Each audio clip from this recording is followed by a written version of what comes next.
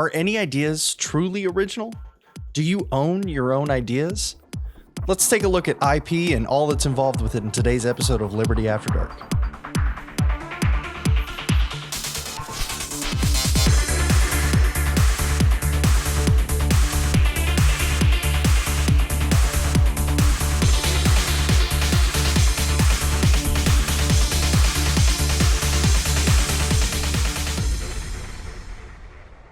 Hello, everybody. It has been a few weeks now, not too terribly long, better than last time anyways.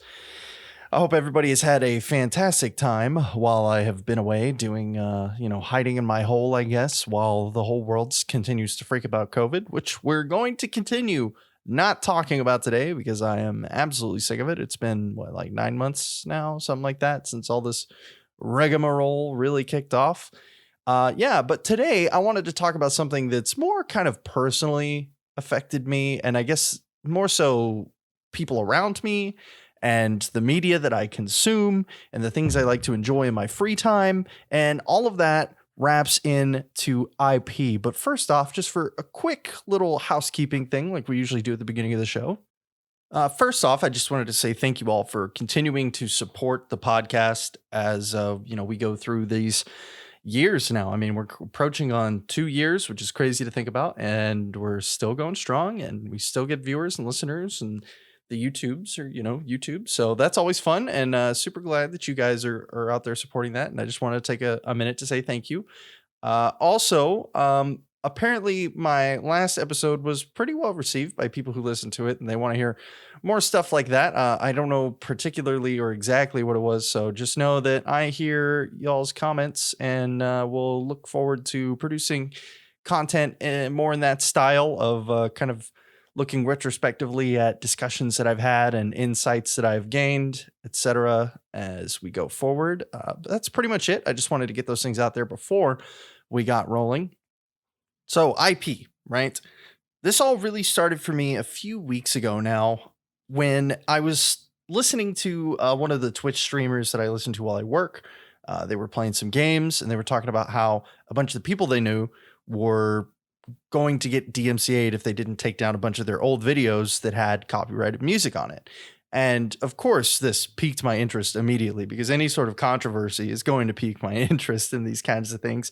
But I had to take kind of a moment and I listened to everything that they were saying and the points that they were making for and against each side. And it was really interesting to see this argument from someone who wasn't in the liberty space, but actually really cared, I guess, who felt like they had a genuine stake in the argument. A lot of times you hear people who either like amateur songwriters, or you hear people who don't do any sort of creative work giving statements on IP. Even those of us who are in the anarcho-capitalist voluntarist communities, a lot of us aren't necessarily creators that are holding IPs that need maintaining, that need legal protections to keep your rights to them, quote unquote rights. We'll get to that more in a minute.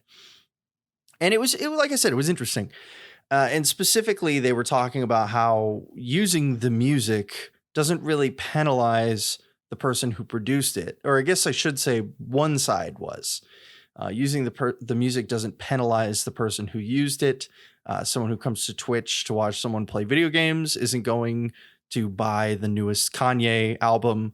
Or if they were, they would have already done it. And that really wouldn't have any bearing on whether or not they would have made that purchase listening to that music in that moment or not. If anything, it probably is just free advertising, right? That they don't have to pay for that streamer to play their music on their stream.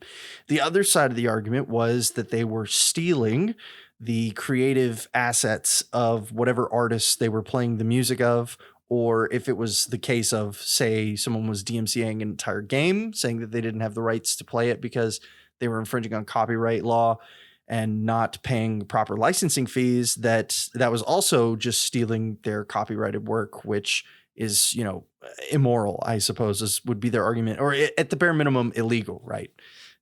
And then, kind of out of nowhere, for those of you who don't know, I have a guilty passion, and that's Super Smash Brothers. I know, super embarrassing. I can't explain it. I have tons of fun playing that game. It's one of the games that I put the most time into when I do get a chance to game, especially if none of my friends are available. I'll play a lot of that. And they just went through a big fiasco with Nintendo where an event that they were putting on to, run a tournament for the community online was using a modded version of their software, and they shut the whole event down, issued a cease and desist, said, you can't do that. This is our IP. We have the right to stop you all from doing this. And I think it was this particular instance that made me want to make this episode, because I felt like having all these things so close together really brings copyright into the spotlight. And if you don't follow gaming or anything and it's not really relevant to you or you don't care, these are just really instigators for the topic for me, not so much going to be the focal point of it. Really, I'll mention them in passing as we go forward just so that we have a reference point. But just so you know, we have the DMCA claims against music, which includes video game music and music from artists outside of the industry. And we also have the cease and desists from Nintendo on these people trying to organize an event that uses a piece of modded software, which is completely legal under US law, but we'll get into that a little bit more, but probably not too much because we don't really care a whole lot about law here. So now that we've set up this framework, right, it's like, what is intellectual property to begin with? And intellectual property has a very rigorous legal framework that has a ton of reference this case, and this case, and you can get a general idea of what intellectual property is and isn't. There are a lot of exceptions to the rules, but generally speaking, it is any sort of work that exists as an idea or a concept that you then create and sell, and you have a continuing interest in the property, right? So that's an important part also that I think we should mention. But that was at least more so the original intent of it. We can talk about how intellectual property law has been completely manipulated. But again, I don't really care about law. Disney sucks. But whenever you look at that idea, it's really easy for people to say like, oh, well, what's wrong with that, right? Like if people come up with something, they deserve to be able to produce that content and make their money off of it and not have to worry about someone coming in and stealing it, right? But we have to go back another layer, right? So we have to peel this back. Like we've defined quote unquote intellectual property as someone might, a layman per se, might call it. This is not like the legal definition of intellectual property, but we have to come back to what our definition of property is, right? And one of the attributes of property in anarcho-capitalist libertarian circles is that scarcity begets property, right? So a more simple way of putting that would be if there isn't any scarcity to the item, there's no necessity for ownership to begin with, right? So if I own a car, for example, it is an inherently scarce object. There are only so many cars. There's only so much material by which you can make those cars. There's only so many factories you can produce these cars in, et cetera, et cetera. All of these things are owned by people because they are scarce. There's a limit to them. And if we take a second and look at this from the context of intellectual property, we notice that intellectual property isn't scarce, right? There's nothing scarce about intellectual property. It's just an idea, and ideas are infinitely replicable. Everything we have today is some derivation of a previously existing idea or just a continuation off of existing ideas. Everything that you have learned or I have learned throughout the process of making this podcast has been copied from one brain, whether to a piece of paper to my brain or to another brain or from a video to a brain. These things are not scarce, right? Ideas are cheap. It's the assets that you put the ideas into that are property, right? So if you make, let's take this as the example of like a software engineer. If you make a piece of software and you sell that software on a disk to a company and you say, okay, here is your disk, right? And they take that disk and they buy it from you. That disk is now their property. The data on it is unsubstantial because it is infinitely replicable, right? The data on the disk is like the idea. The disk is the property, right? in the particular etching of the disc, etc., you could say is an attribute of the property, which I guess you could make into a claim that says this disc with this particular etching is my property, therefore I own the etching, etc. I mean, so you could make a claim that if someone defaces a disc, they've damaged your property without going too far down that rabbit hole. If you were to just sell someone a snippet of code, for example, and they copied it and gave it to their buddy and you said, hey, you can't do that, that's stealing.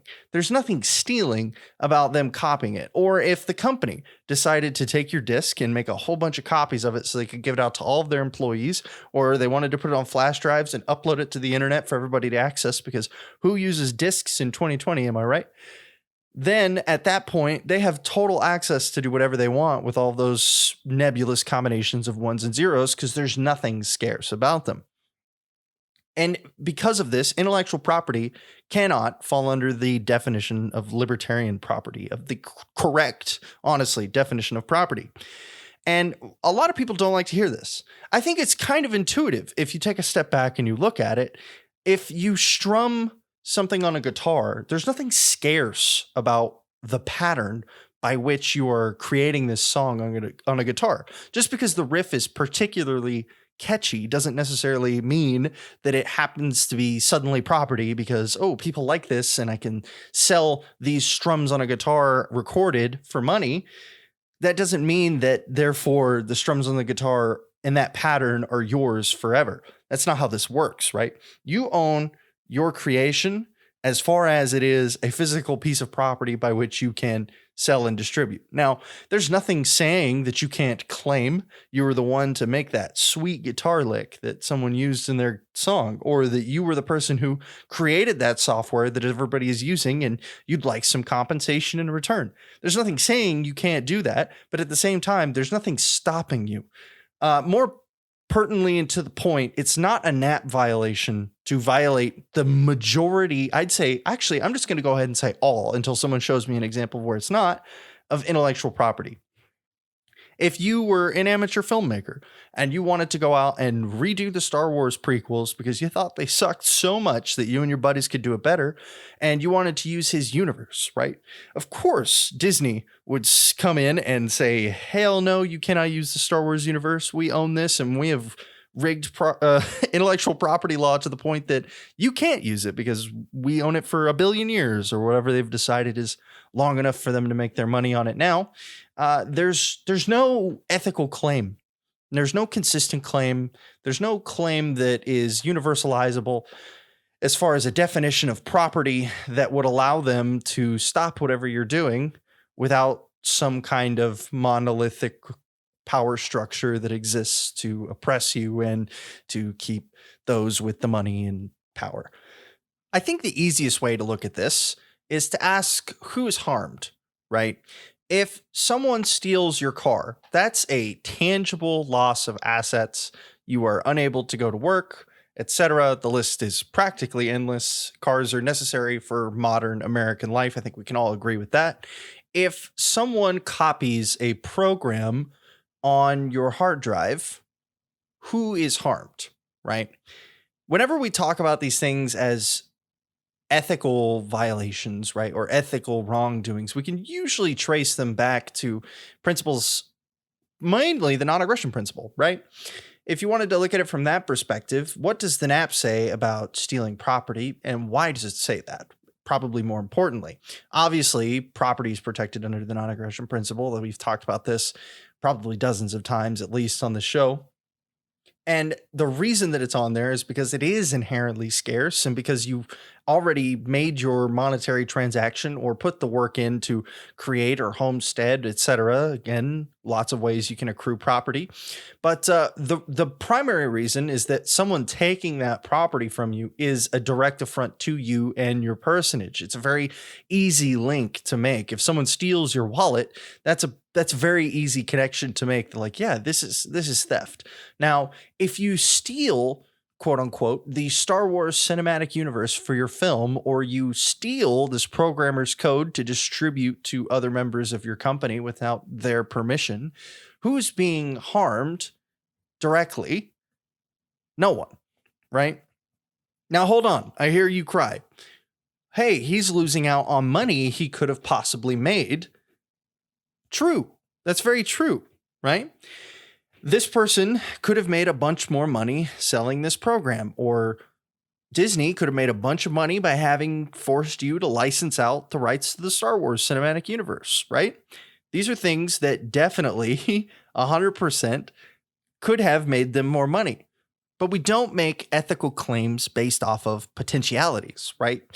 For some of you, this kind of may be an untasteful idea, especially, I see this a lot in like the abortion argument. I'm not particularly going to take a side in this episode, but you'll see a lot of people making claims towards the potentiality of something. Like if uninhibited from its current path, this would happen, right? Which even really isn't a good comparison, because in this case, if nothing else influences the current path of this creator, there's no money coming in because it requires the interaction of other people to come in and purchase it, right?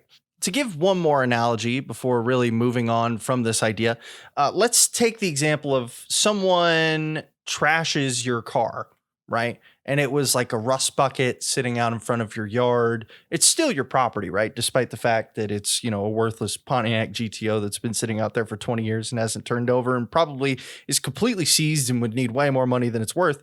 But you had plans to rebuild it.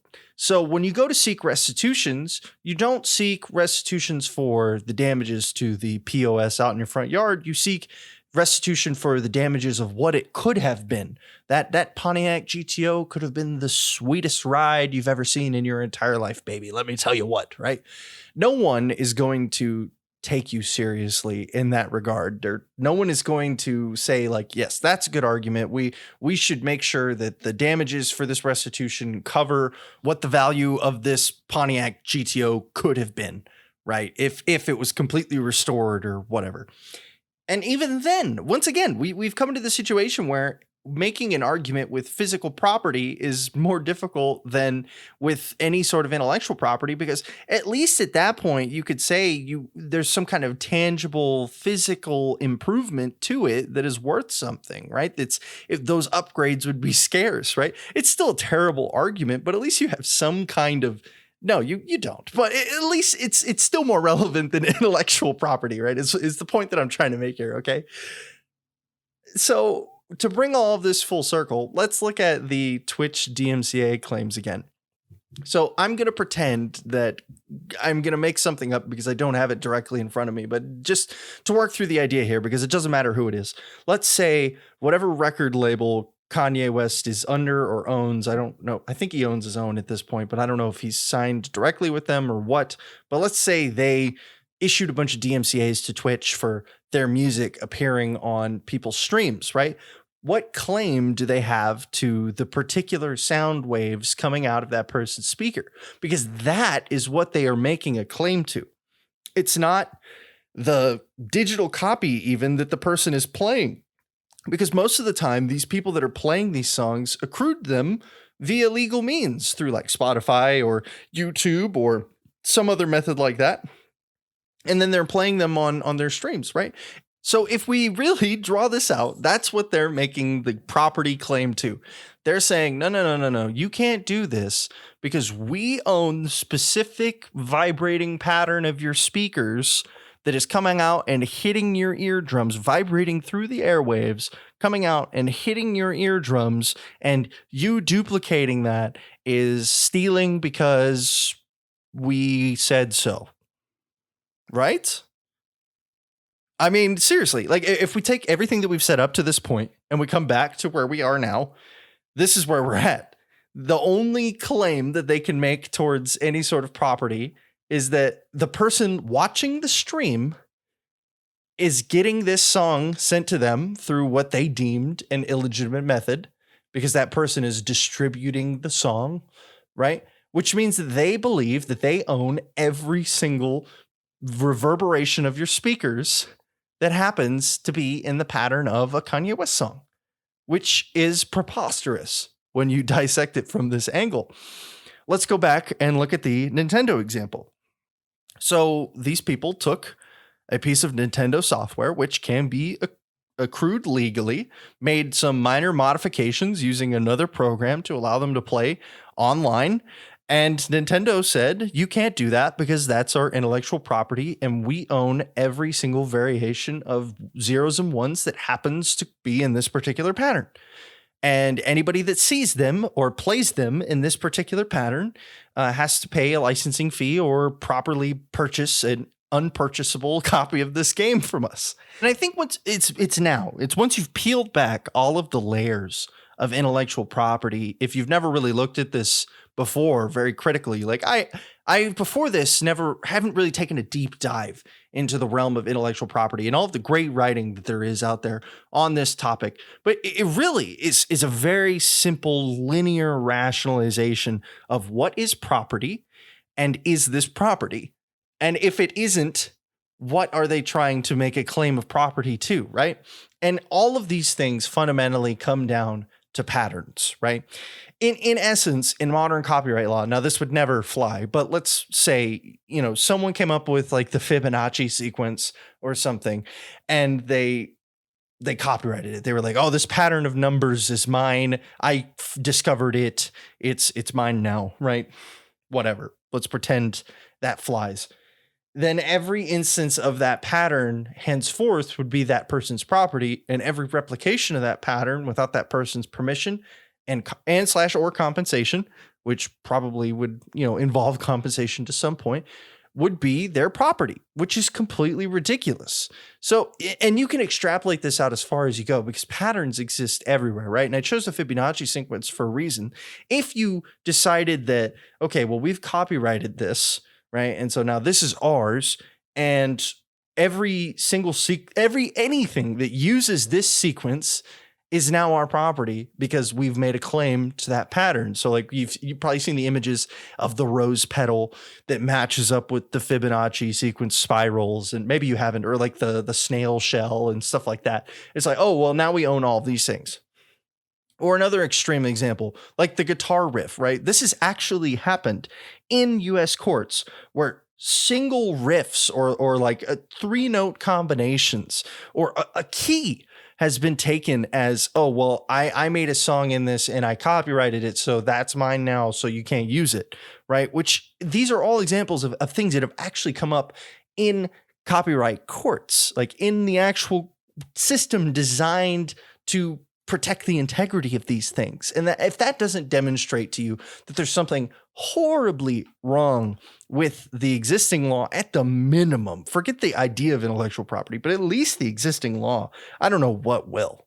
And to kind of top all of this off and drop my last bomb on this particular topic, even though I, for a long time now, have said intellectual property isn't legitimate, I think the rationalization is pretty clear without really taking a super deep dive into it. There was always one space that I granted a certain amount of clemency to on this regard because I love it so much and I think it's such an incredible thing, and that's cryptocurrency, right? So this comes back to the example of the programmer. Now, don't click off the video. Don't go write an angry comment or put a 1 star on the review just yet. Give me a second to make this argument, and then you can do what you want from there. Just like the example of the programmer, all a cryptocurrency is a combination of ones and zeros that people have determined is worth trading goods for, or at least other forms of currency in most cases of cryptocurrency. But that's all it is, right? There's no more to it than that. And we can talk about all the great things, and trust me, I think there's a lot of great things to cryptocurrency, but at the end of the day, it falls under the exact same spectrum of non-property as any other idea or combination or pattern of ones and zeros out there in the universe. If we're going to say that movies, music, video games, whatever you like is not intellectual property, then anything else that falls under that same sphere of existing item is also not property. And this was kind of a hard pill for me to swallow because it's scary to think about a world where it isn't property and there isn't a possible NAP ramification for someone, again, quote unquote, stealing, because I don't have a better word for it, your cryptocurrency. But My personal feelings on the matter don't change the ethics of the situation. It falls under the exact same category as all of the rest of these things. Now, there is a certain artificial scarcity put on cryptocurrencies. They're designed so that they aren't replicable to a certain point in a lot of cases, or they're only divisible to a certain amount. So there isn't like a theoretical infinite number. But if someone were to crack that for whatever reason or however they did so and changed it to where they made 1 billion bitcoins for themselves, I mean, sure, everybody else could say, okay, well, these bitcoins with these markers, because you can track a lot of these things nowadays, are not real bitcoins and aren't allowed to be used in transactions. And that's also fine, because what the person copied and duplicated and made 1 billion of is also not property. So there's nothing stopping you from quote unquote devaluing them or eliminating them or whatever it may be, or deleting them as they come in and out of wallet transactions, or however, the system would deal with it. Right. So for the exact same reason that cryptocurrency isn't property, you could stop someone from creating extra cryptocurrency or duplicating or whatever manipulation of it you want to look at, because it is also not property and there's no NAB violation for you doing so. I want to make this very clear. I've talked numerous times that I think cryptocurrency is a good thing, and I think it's a great idea and can be very useful. But there are certain things you have to worry about when it comes to the consistent application of ethics, in especially something like this, when it comes down to, do I want to put all of my money into something that isn't even really property? This is why so many people are a big fan of like physical currencies and maintaining those things. If you think about it, and this is another hard pill to swallow, the mythical ones and zeros that is your bank account is also not really your property, right? If someone goes in and changes that number, the only way that you're negatively impacted is if your money that you gave to the bank was disappeared, right? It would be on the bank at that point. It's not on the person who quote unquote took or duplicated or whatever that money, because it is just a pattern of ones and zeros in their system. It's not like they have $5,000 in the vault or $50,000 or $100,000 in the vault with a little sticky note that says, this belongs to listener, right? That is literally just in their system as, okay, we received this money and now it's going to go out to somebody else in a loan. So really, someone else has your property. Well, you have this placeholder non-property that the bank promises will give you property in exchange for, right? Which is completely acceptable. It's just like exchanging cryptocurrency for real currency. If someone wants to give their property away for non-property, by all means, they can willingly do so as a free agent, and they can make a contract to exchange a certain amount at a certain rate at a certain time. There's nothing wrong with that. But I just wanted to make that clear just so that everybody was cognizant of this and the ramifications of this, bringing this idea to its full fruition. But really, I think at this point, I've beat the dead horse. I was going to do some segments where I went through some of the writing on this. There's a lot of good stuff from the Mises Institute. There's a lot of just great stuff out there in general. Stefan Kinsella has put a ton of work into this idea, has given numerous speeches, done a lot of writing on the topic. I would recommend you looking up any of his stuff about it. It's all very well said, probably better than I could ever put it. But I wanted to get this out there in this format because I think this is a lot of, again, this is another hill that a lot of us just have to get over. Like, trust me, I think it would be great if there was a consistent ethical definition of property that allowed people to be what one could say as appropriately compensated for their works. Though I know, as we've kind of already said, there's no claim to that work. But, in this mythical universe where there is a definition of property that allows you to have some sort of creative protections over your creations, I get it. Trust me, I 100% get it. But if we're here for the goal of truth seeking, which is what this whole podcast is about, then we have to take these things and throw them out and replace them with what we realize is now the truth. Or at least I've hopefully convinced you a little bit closer if I haven't gotten you all the way. But yeah, I think that's all I've got to say on this topic. So I'll go ahead and start wrapping up the show. If you guys enjoyed, make sure that you guys like, subscribe, follow, do whatever you got to do. Go to the Facebook page, like that. We have a float. It's liberty_after_dark. If you want to follow my personal float account, which I use occasionally, it's Doorbell Bombs LLC and at float. And you guys can catch me there. I'll post some stuff, updates for the show. If we're going to be going live, we're going to be going live on Flote in the future. So hopefully one of these days I'll get an interview with those guys so that we can really talk about the future of their platform. And I think it's got a lot of promise. So I know people are looking at alternative social medias, but I really do think that the people of Flote have a great platform that if they just built on it and put a little bit more polishing on it, could be something really great for all of us. Now that I've done my hashtag not sponsored Flote pitch, again, make sure you guys follow, like, subscribe, etc., yada yada. And I hope you have an amazing Thanksgiving. Tell all of your family I said hi, and I hope you guys are all healthy, safe, and continue to be that way. Take it easy.